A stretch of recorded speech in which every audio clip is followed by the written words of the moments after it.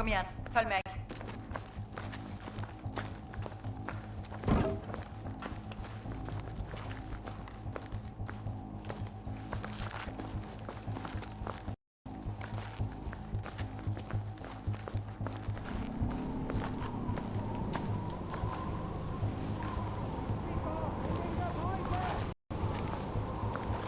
Det kommer flere soldater. Vi må unngå dem. Vi burde bare dra. Hvor skal vi? Vi må finne noe viktig. Følg meg.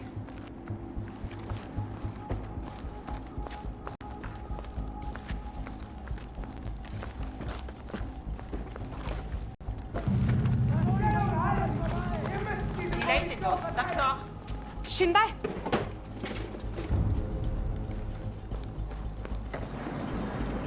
De er her! Skynd deg!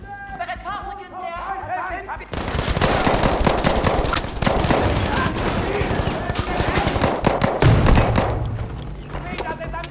Ena. Haltet Sie von dieser Blockade ab! Was zur Hölle?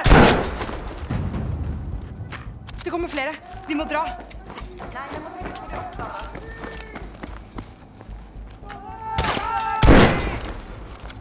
Søren, mamma, nå!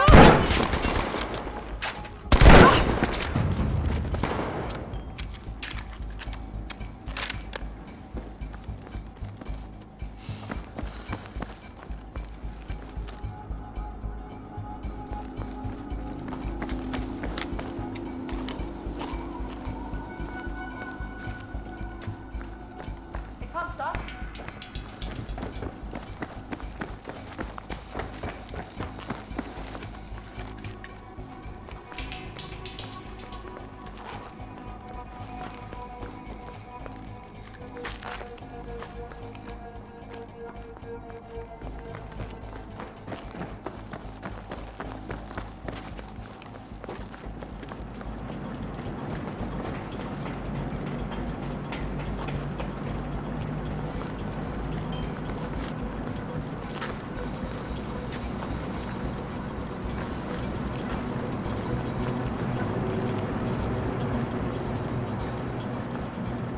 Vi må sabotere hele anlegget. Hvorfor det? Dette er ikke vårt ansvar. Vi må komme oss ut. Du skjønner det fortsatt ikke. Vi må stoppe dem for å produsere mer tungtvann. Jeg tar meg av kontrollene her. Du må gå ut og stoppe sentralen. Hva snakker du om? De store metallboksene utenfor. Ikke kast bort mer tid. Gå! Vi møtes på brua.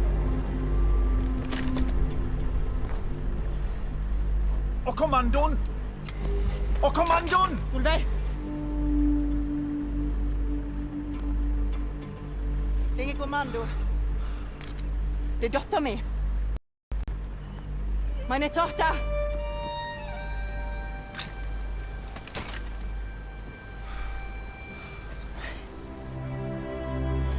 Lastebilene. Ikke en dråpe. Forstår du?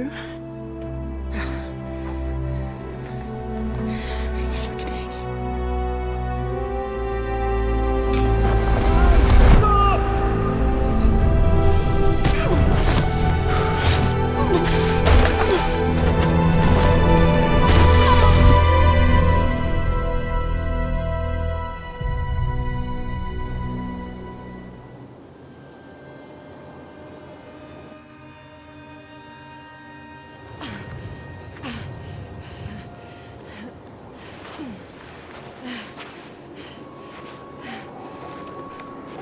Aufpassen! Danke, Soldat!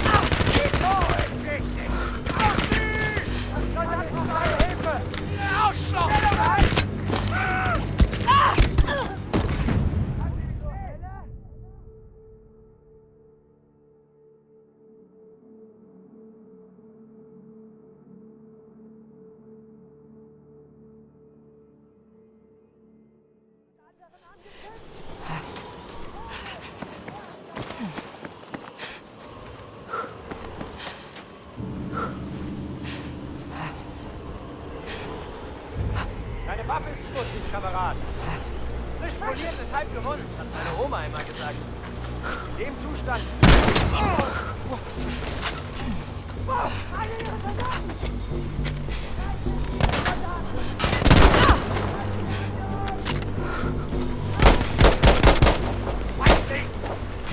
Sorry, ihr Feuer schon!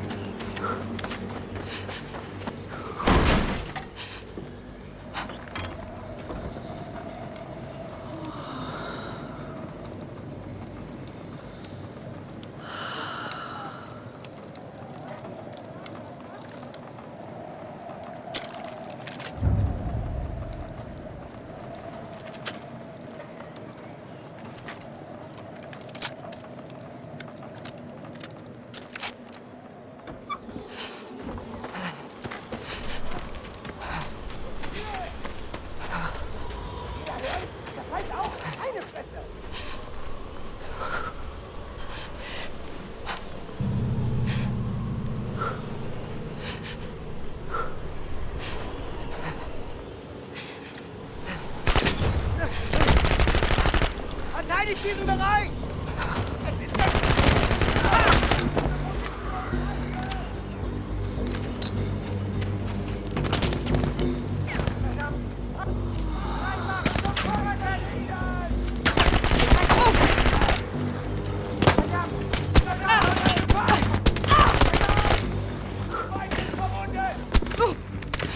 Ich werde euch zeigen, aus welchem Holz ihr geschnitten bin!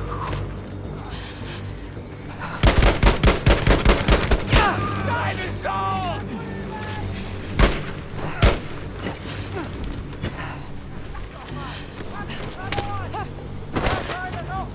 Volle Deckung! Verloren!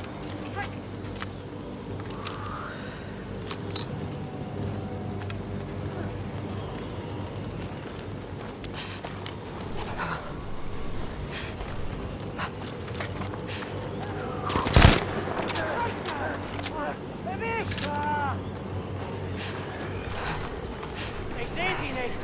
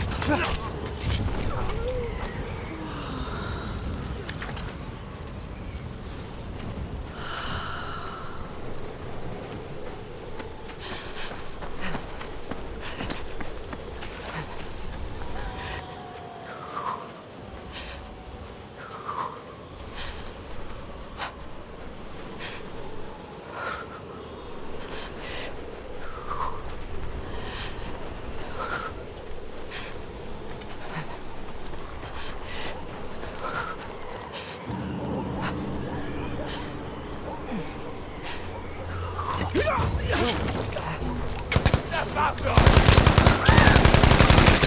Ihr seid tot! Kameraden!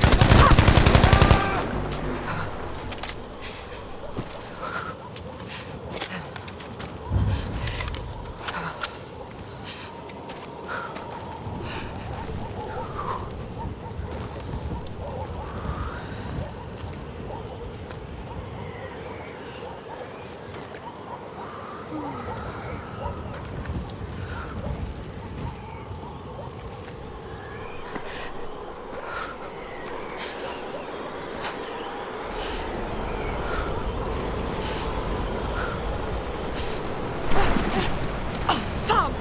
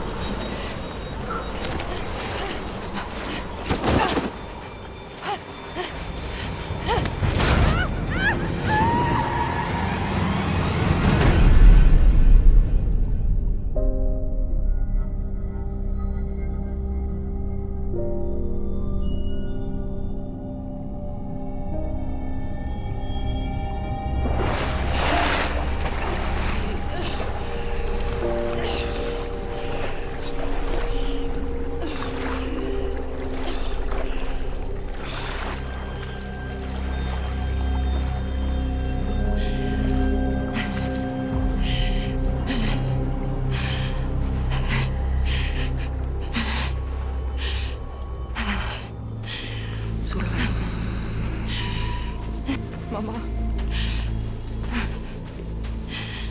Solveig, du må gå.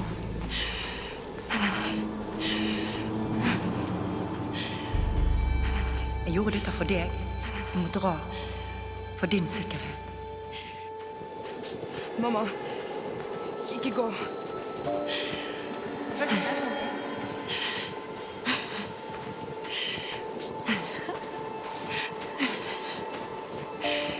Du må redde deg.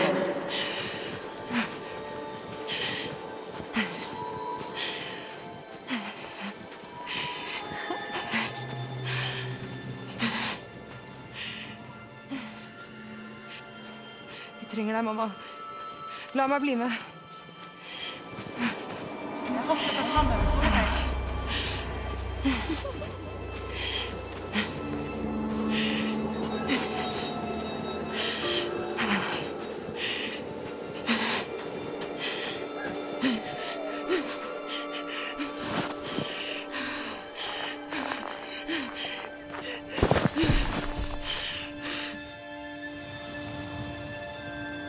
Ikke sov.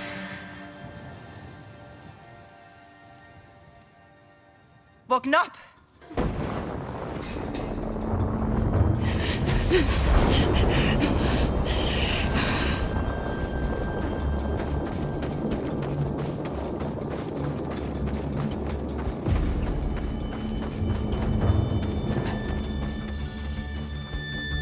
Solveig, våkn opp!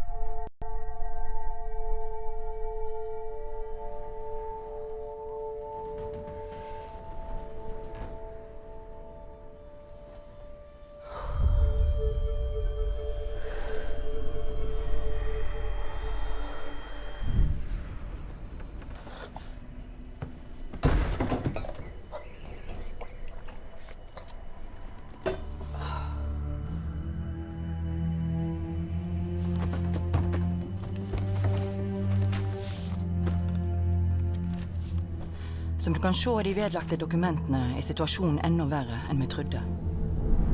Fabrikken produserer tungtvann, en nøkkelingrediens i en ny, forferdelig bombe som tyskerne utvikler.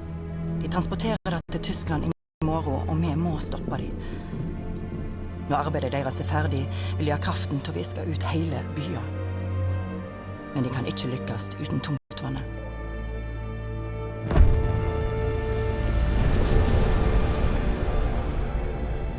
Millioner av liv ligger nå i dine hender.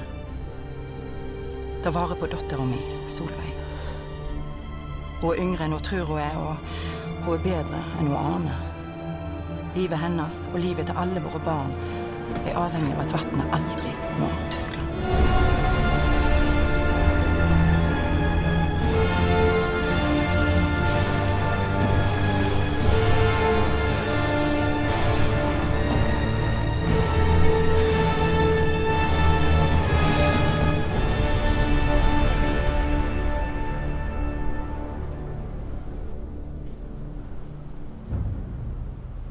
OK, mamma.